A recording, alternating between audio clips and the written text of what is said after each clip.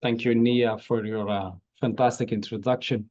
And thank you all for joining this virtual online tour of the Welcome Home exhibition. A very good afternoon to all of you. And first and foremost, before I get started, a big shout out to the entire Apex Art team, who really did an incredible job in putting this all together over the last couple of months up to the very last couple of minutes before we opened up the show yesterday in the evening. You were and you are truly an amazing team, and it was a pleasure to work with you all. I am very honored and humbly pleased to present this online tour of the Welcome Home show here at the Apex Art Gallery in Tribeca, New York. Welcome Home really revolves around one seemingly simple, but in fact fundamentally profound question that wonders about what it means to find home in a city where millions of people are navigating the architectural realms of mass incarceration and homelessness. Never before in human history have so many people been forced to dwell and live in cages. That means in prison, in jails, in detention centers, and in homeless shelters, where paradoxically and perversively the architectural environment to which the least advantaged citizens of the city are allocated to is very closely resembling and closely related that of a prison and correctional environment. And Welcome Home brings together the work of 7 fantastic artists with whom it was really a privilege to collaborate on this, and who speak all through their own lived experience on that revolving door between incarceration and homelessness. Ryan, I think you can enter the exhibition at this point. So to give a little bit of background to where the Welcome Home show comes from, I've been collaborating with many of the artists that are involved in this show over the past few years. And we've developed this Welcome Home team as a shared interest in the relation and the sort of perverse pipeline that seems to closely connect mass incarceration in American cities today and homeless shelter facilities, with an enormous amount of people, and especially disproportionately afflicted Black and Brown communities, are really tossed around between these different institutional settings. To give you an idea, half of New York's Black men are currently ensnared in the trammels of incarceration. That means they are in prison, in jail, on probation, or on parole. Across the US, about 2 million people are housed in prison and jail facilities. And with that, the US holds the largest imprisoned population in the world. And being incarcerated gives these individuals a 10 times higher chance to end up homeless and unhoused whenever they are released from prison facilities. Half of the individuals dismissed from a New York State prison facility go straight into the intake shelters in the city's shelter system. So we really have a sort of revolving door system where people are being tossed around between and across these different institutional settings. And it is that sort of dynamic navigation of these different state-organized dwelling environments that 7 artists are really reflecting on through their art pieces. Talking from their own lived experience, they all have in diverse ways directly been confronted and been impacted by both incarceration and homelessness in most of the cases. And so the 7 contributions are really 7 perspectives, 7 views on how that revolving door plays out in actual everyday lives, and how these people then reflect on that experience through their artistic and activist work. So I would start with the work of André. And André's contribution really reflects on that thin line between care and control in the construction and management of homeless shelter facilities. André is himself one of the almost 100,000 residents in the New York City homeless shelter system that is dispersed across the urban fabric of the city, where we're counting roughly about 600 buildings that have been transformed into what supposedly are to function as emergency housing facilities, but of which we see that more and more these facilities are operating as a de facto housing environment for the least privileged classes of the city. So it is turning more and more into a structural housing environment. That means that numerous families have never lived anywhere else in New York but in shelter facilities.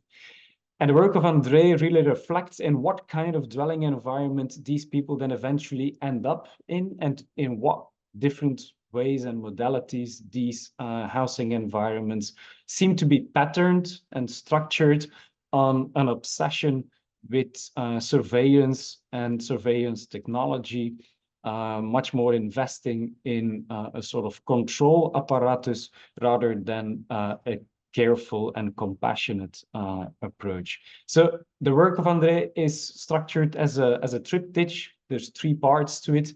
On the left side, there is an article that was published in the New York Times in 2022, reflecting on an incident where in one of the shelter facilities operated by the city, a DHS, Department of Homeless Services police officer, hit one of the migrant clients, residents of that shelter, smack in the face. Maybe you can open up the video for a while to get a glimpse of that.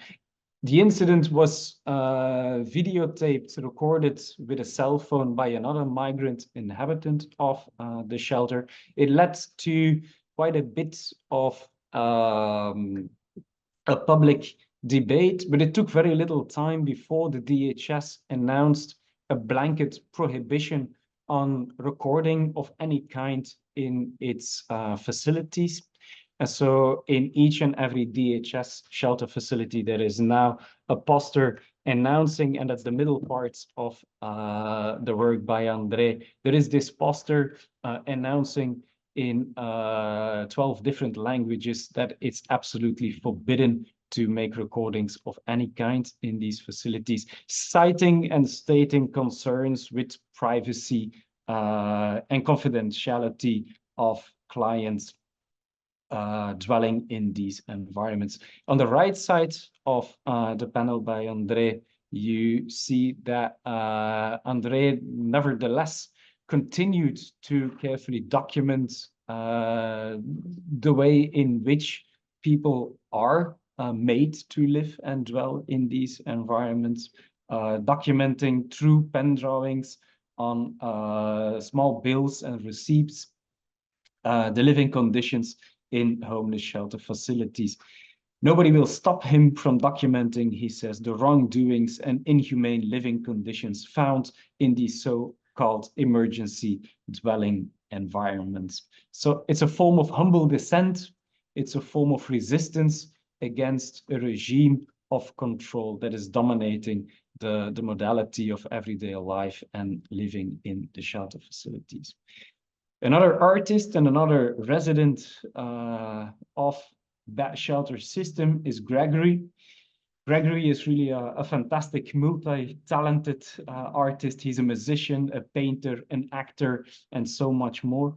He spent most of his life being tossed around between different max security prisons, jails, military detention camps, the New York streets and subways, and homeless shelter facilities. Gregory himself grew up in South Carolina in the 1950s when Jim Crow segregation laws were still in charge. He was bribed by the state to join the military and sent out to fight another one's war in Vietnam. He would eventually spend 30 years on and off in different prison and high security max prison facilities across the states and beyond. After that, he ended up on Wards Island in the largest shelter complex of the city. He spent there 3 years on the Mika ward, a special reserved floor in that shelter building for people wrestling with mental disabilities and addictions. He described those 3 years in the shelter system of the US as worse than his 30 years navigating the prison system. And it's that experience and that reflection that really makes one wonder about the type and the form of housing that we produce collectively and reproduce continuously to house people in such conditions. And his paintings, we have 7 of his paintings. It was a very hard choice to make and a very hard selection to make from the vast oeuvre and repertoire that Gregory is continuously expanding. But you see how his paintings really express very much the ongoing quest for redemption, for building community, healing and dealing with trauma, overcoming PTSD, addiction, and repeated cycles of violence that were imposed on his person and his personality. And in between the paintings of Gregory, and in fact spread out across the entire gallery space, we have 7 poems by Felix Guzman.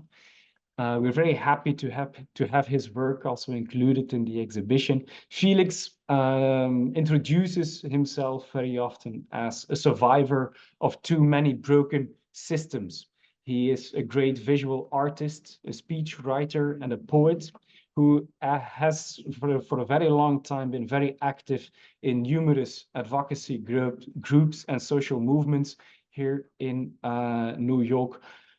Always at the front line, fighting for justice for people trapped in mass incarceration, homelessness, and the different institutions trying to respond to mental health issues and challenges. While wrestling with the violence that is really hardwired into these spaces where crime and poverty are confined to, Felix really declares that it was poetry that has saved his life.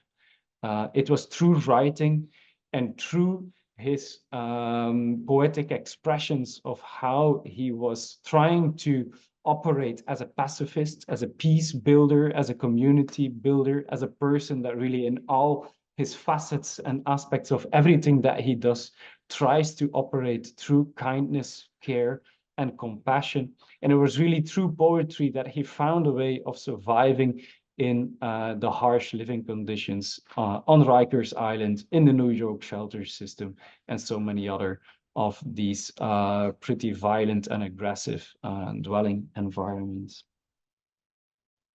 And then we can move to the video installation by Bruce Blake, another artist and actor, but using very much the power and agency of satire and comedy to highlight the irrational absurdity of carceral penal responses to poverty.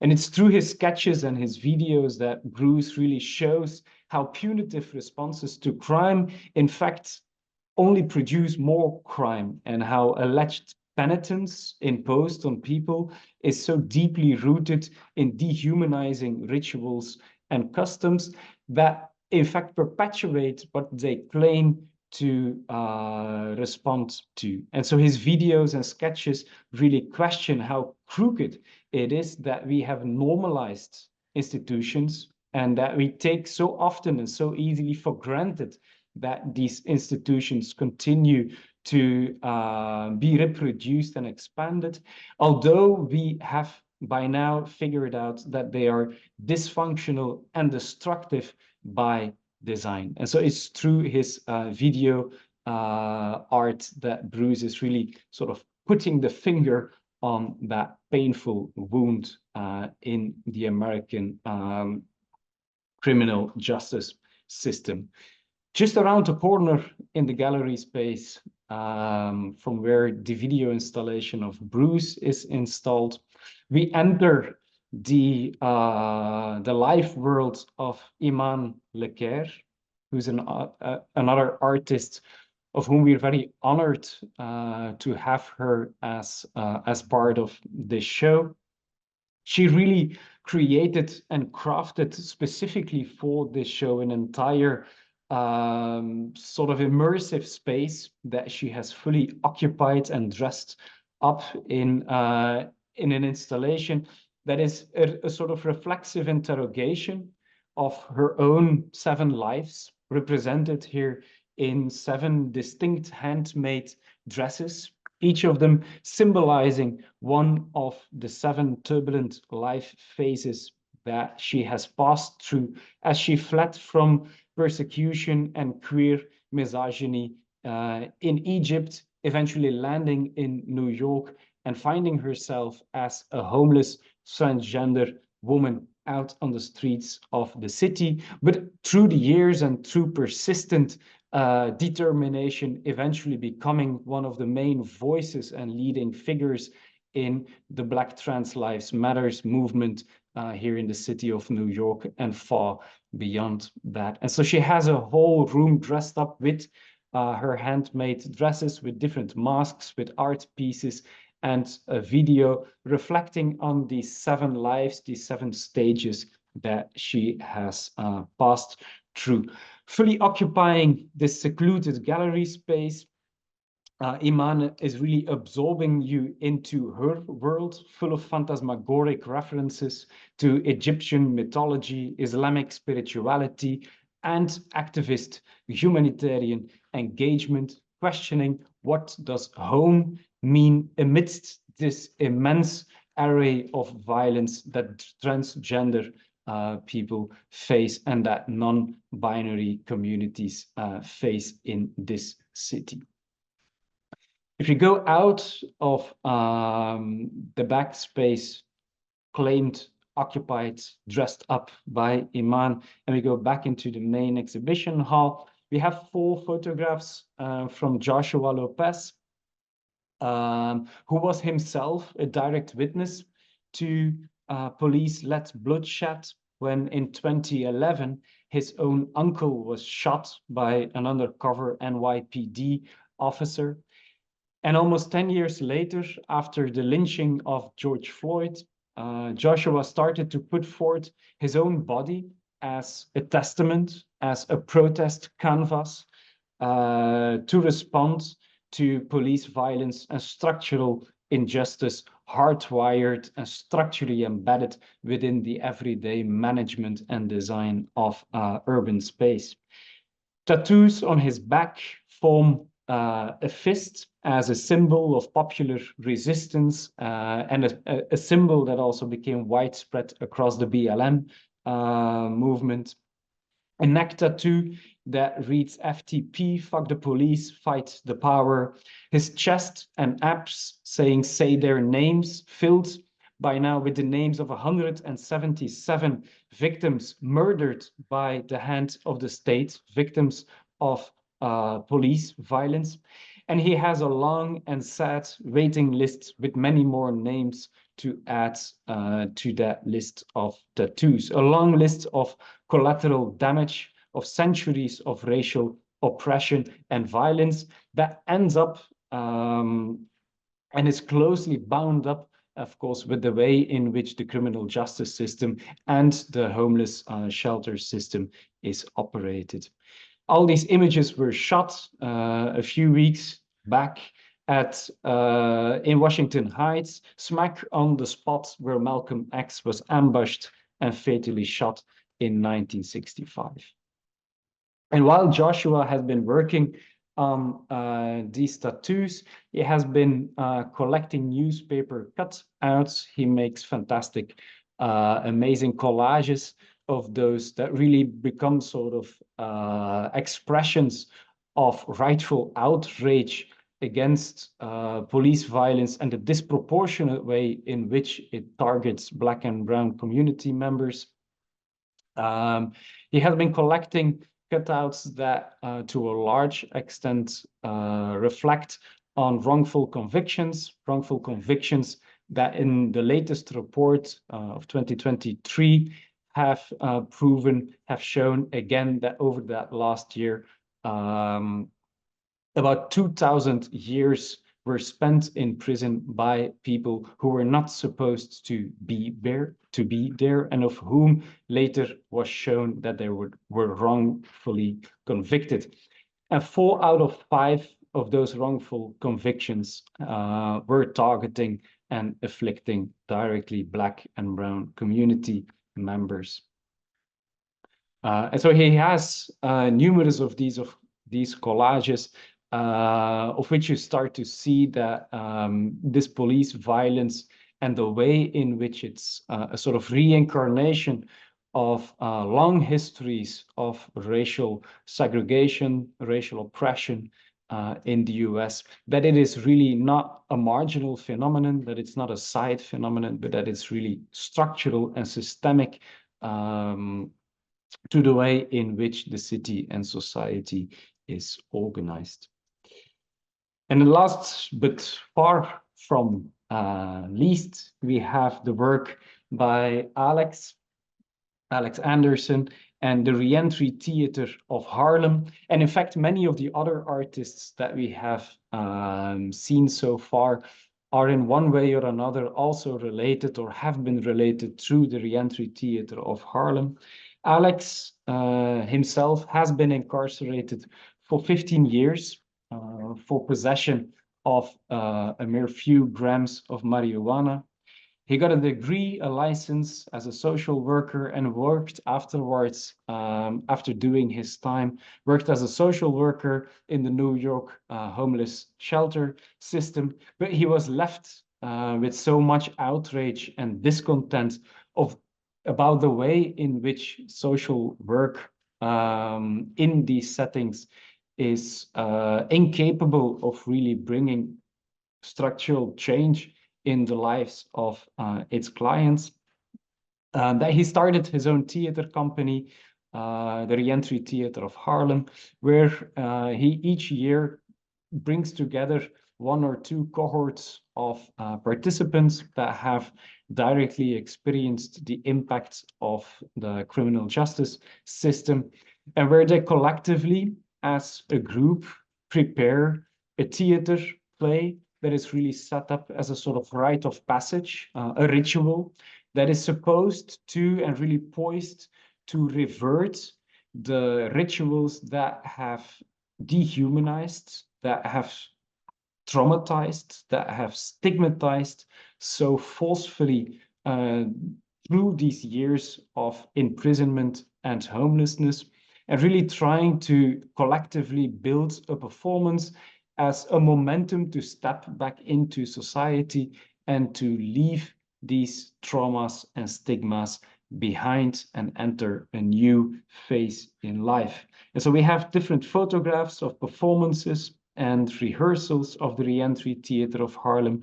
On the left side of the screen now, you can see Felix, there's Gregory in the middle, there's Pastor Khalil James with the mask, then there's Johnny, and there's Bruce at the outer right side of the wall.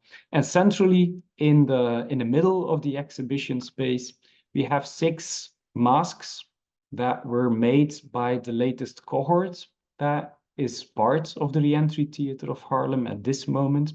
And these masks really play a very important role in the whole ritual for return that the Reentry Theater enacts.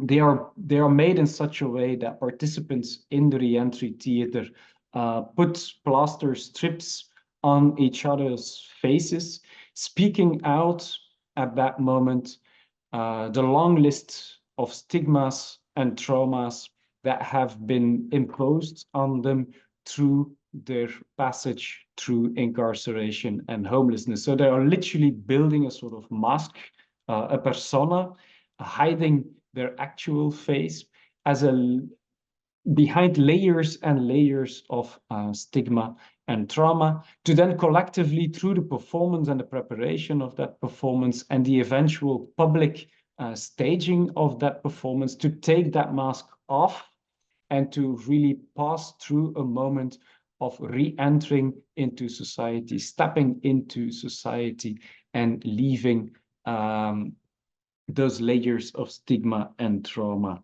behind. And so together, these 7 artists really sort of bring their own personal perspectives and experiences on what is in fact a really structural revolving door in which these people, as numerous other people, have been shuffled back and forth between carceral incarceration settings and homeless care settings. And so they offer 7 distinct perspectives and reflections on a form of carceral urbanism that perversively structures the contemporary city in its responses to poverty, crime, mental illness, and so forth. So 7 particular perspectives, but on a truly structural and systemic challenge and set of challenges, sharing a commitment to dismantle and abolish institutions and systems that have so deeply proven to be broken because they were carefully designed to break.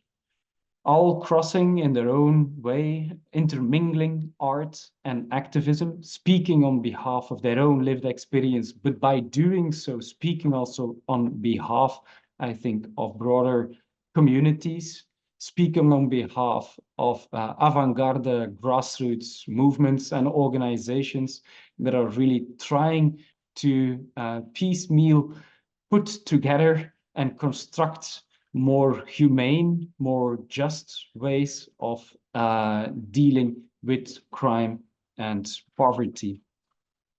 And so with this show, we hope to offer some glimpses, some seeds of hope of these alternative forms of community building, of healing, and of living together that are being produced day in and day out by these individuals and the organizations and movements of which they are part.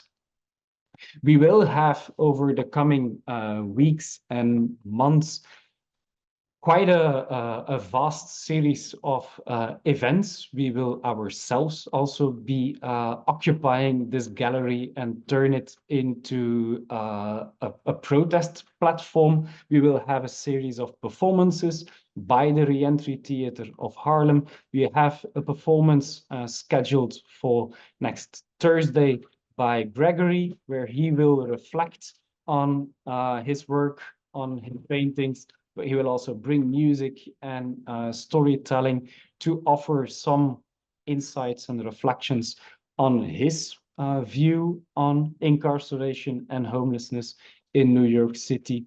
We will have a performance next week, Saturday, by the Reentry Theatre of Haarlem. And then we have a whole series of performances also scheduled in July. There will be a performance by Iman.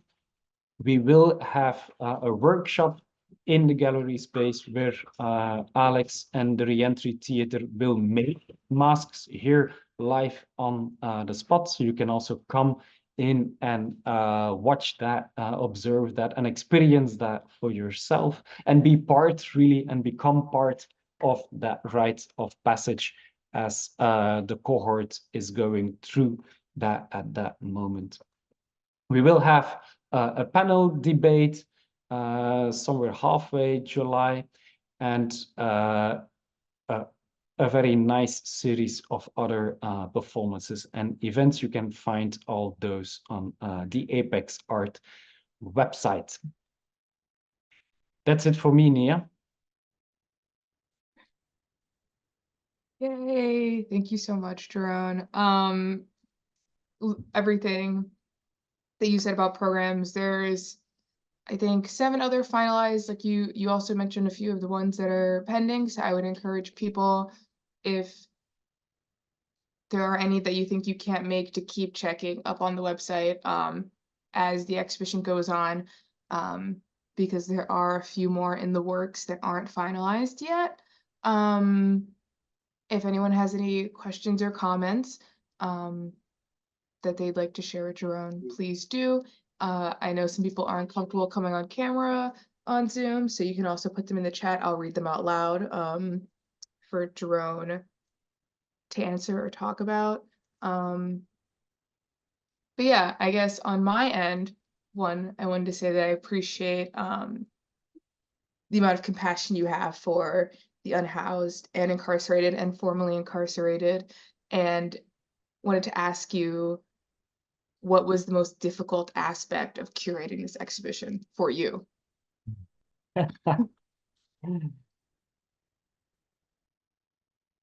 Well, there's many options there, but maybe first and foremost, I think on my end, it was very challenging on the one hand, but it was also an enormous privilege and just a fantastic organic process to go through, because I always had full confidence and trust that with these artists, whatever I would do, it would still be fantastic, because I am very sure and I'm very well aware that what they do is absolutely amazing, and that whoever can come in here and witness some of that, either in one of the live performances or by really looking into the work that they develop, that will be an amazing experience. And so I always felt that my job was very little and was very sort of privileged in the sense that I simply had to find a way to put it together, to make a dialogue with one another and to make something bigger out of the different pieces. But it was really an honor to just work with these fantastic people who all have such powerful stories and ways of expressing those stories and of broadcasting and sharing what they do and where they come from and what that means to the communities that they are working with. That in itself is just so powerful, that bringing that together really felt as an enormous privilege to do. So if one thing was the toughest and hardest in doing that, it was limiting ourselves and not simply filling each and every crook and corner and crack in this space, as you know, because you have been part of that process of having to select people, having to select art pieces. There was so much more that we could have included in this show. We still hope to find future venues where we can then allow other pieces and other artists to also take place in this, because it's a topic and it's a concern that is simply present in so many people's lives, and it has such a deep impact on so many people that the amount of works and reflections and expressions in relation to that topic are also just abundant and omnipresent.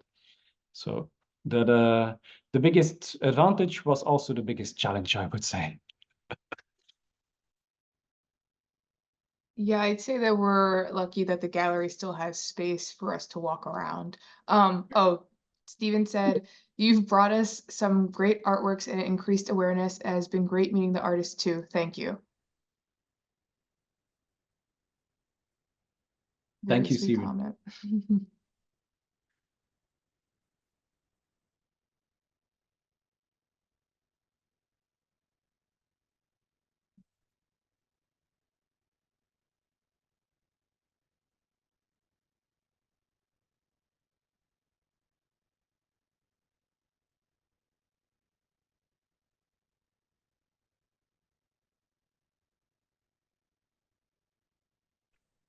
Jeroen, have you met any of the families of the artists? I'm thinking carefully. No, I have not. No, I've been closely in touch with most of them, on and off, depending on when I would be in New York and when not. I think I was most often involved in their activism and in their sort of art production, because that really overlaps very closely. So most of the participating artists are really active on multiple fronts, mobilizing also their art as activist tools and as means to bring attention to this challenge, to these challenges and issues. And it was really in that activism and in those moments of producing their work that I was most closely involved myself. I had interesting conversations with a couple of them last night. I imagine. And you know how involved they are and how much of an effect it has. Hmm.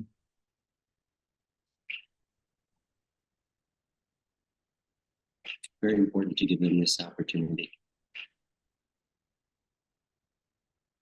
Yes, I can only agree.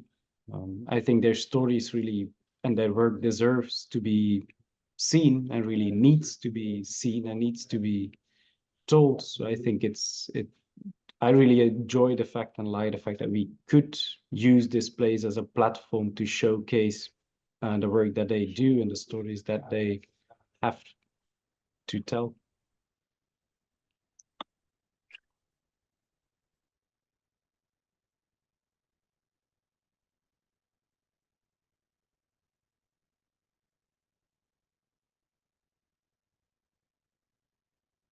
I want to give the chance if anyone else has anything to say, instead of just ending early, because I hope that, I mean, this show is really incredible. There's so many things to talk about.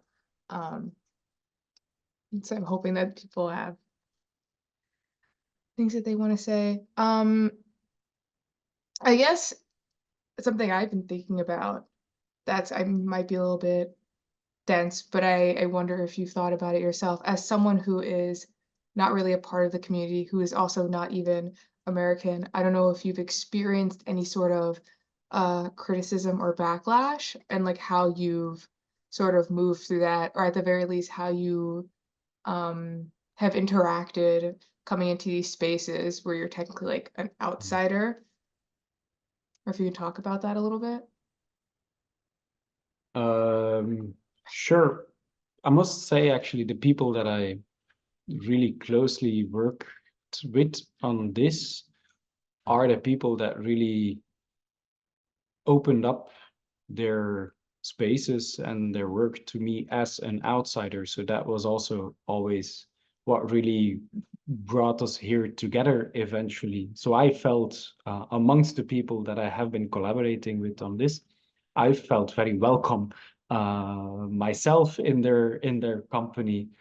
And I think that really helped also to do this, to build this collectively, to discuss from the start. Even when we were working on the application for this show, we were discussing that with some of the artists. So it was really something that we have jointly produced and developed.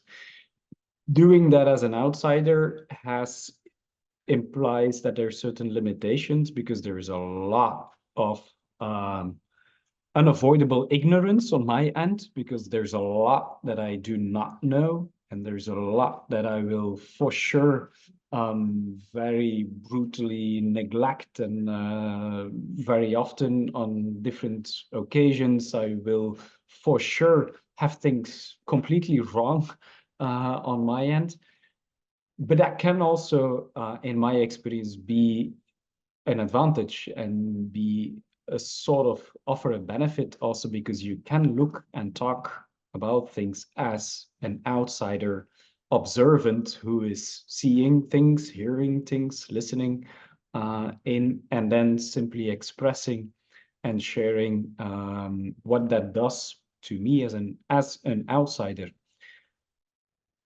So I'm sure that on some occasions that leads to tensions and difficulties and certain things being neglected. But on the other hand, I enjoy it very much. It makes me learn each and every day as I work with these people and as I work with you on this show. I have learned a lot in trying to build this together. So for me, that is also my sort of learning trajectory, in not in using this to showcase final results or final work, but really as a dynamic, organic process where in the production of this, we were constantly negotiating and dialoguing on what should be in it and why, and what are the stories behind the pieces that we have eventually included in the show. Great. Thank you so much for your answer. I think we've been going for a while. It seems like people are happy to listen. But yeah, thank you so much again. Like we've already mentioned multiple times, there's going to be a lot of events at Apex and also simultaneously online throughout the next couple of weeks that Welcome Home is going to be up at Apex. So we encourage you to come by to see the show, come by to any of the events that interest you. And thank you so much for being here today. Nope. Thank you. Thank you all. Bye.